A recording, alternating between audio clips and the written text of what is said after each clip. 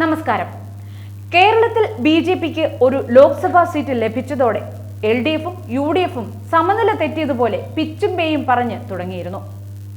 യേശുക്രിസ്തുവിന്റെ ചിത്രത്തിൽ തൃശൂർ എം.പി സുരേഷ് ഗോപിയുടെ മുഖം എഡിറ്റ് ചെയ്ത് ക്രിസംഗിയുടെ ഭവനത്തിലെ പുതിയ കാഴ്ച സുയേശു ഈ കുടുംബത്തിലെ നാഥൻ എന്ന ടൈറ്റിലിൽ പ്രചരിപ്പിച്ചിരുന്നു. അതിനുള്ള മറുപടിയായി മാറുകയാണ് കേന്ദ്രമന്ത്രിയായി ജോർജ് കുര്യന്റെ സത്യപ്രതിജ്ഞ.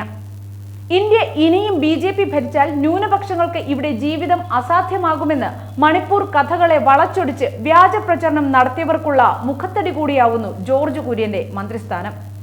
രാജീവ് ചന്ദ്രശേഖറിനെ തുണയ്ക്കാതിരുന്ന തിരുവനന്തപുരത്തെ ന്യൂനപക്ഷത്തിനും ഇത് പുനർവിചിന്തനം നടത്തുന്നതിനുള്ള അവസരമായി മാറുമെന്നതിൽ തർക്കമില്ല.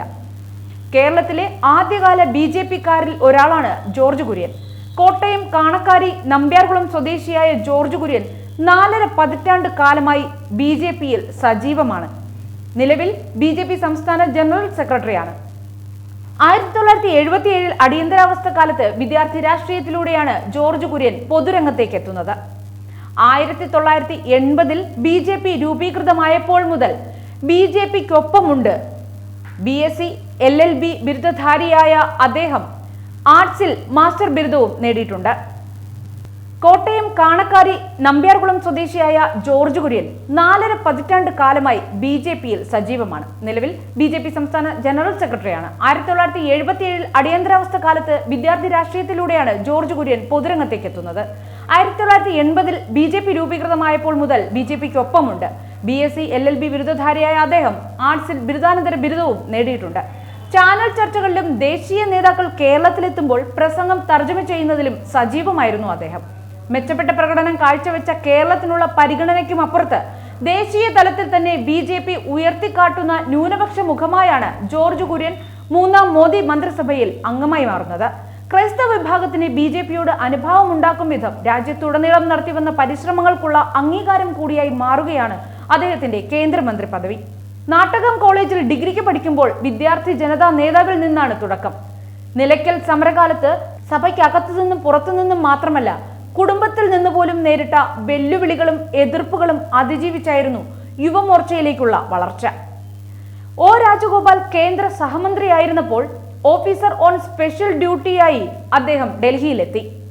ബി.ജെ.പി ദേശീയ നിർവാഹക സമിതി അംഗമായും സംസ്ഥാന സെക്രട്ടറിയായും സംസ്ഥാന വക്താവായും സംഘടനാ തലത്തിൽ നിർണായക പങ്കുവഹിച്ചിരുന്നു അദ്ദേഹം.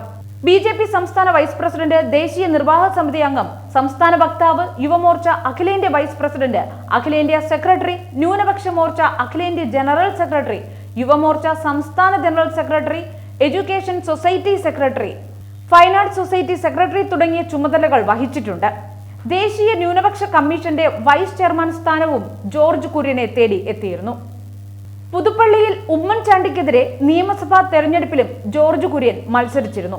ന്യൂനപക്ഷ കമ്മീഷൻ വൈസ് ചെയർമാനായി ചുമതല ഏറ്റെടുത്ത ജോർജ് കുര്യൻ ക്രൈസ്തവ വിഭാഗത്തെ ബി.ജെ.പിയോട് അടുപ്പിക്കാൻ രാജ്യത്തുടനീളം നടത്തിയ പ്രവർത്തനങ്ങളിലൂടെ കൂടിയാണ് നേതൃത്വത്തിന് പ്രിയങ്കരനായത്.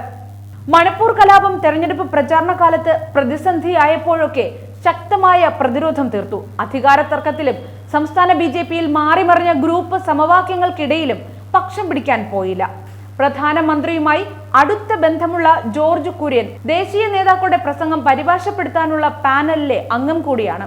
രാമജന്മഭൂമി പ്രശ്നമടക്കം ബി.ജെ.പിയുടെ തീവ്ര നിലപാടുകളെ എല്ലാ കാലത്തും ശക്തമായി പിന്തുണയ്ക്കുന്ന, അതിശക്തമായി ന്യായീകരിക്കുന്ന ജോർജ് കുര്യൻ RSSനും പ്രിയപ്പെട്ട ന്യൂനപക്ഷ നേതാവാണ്.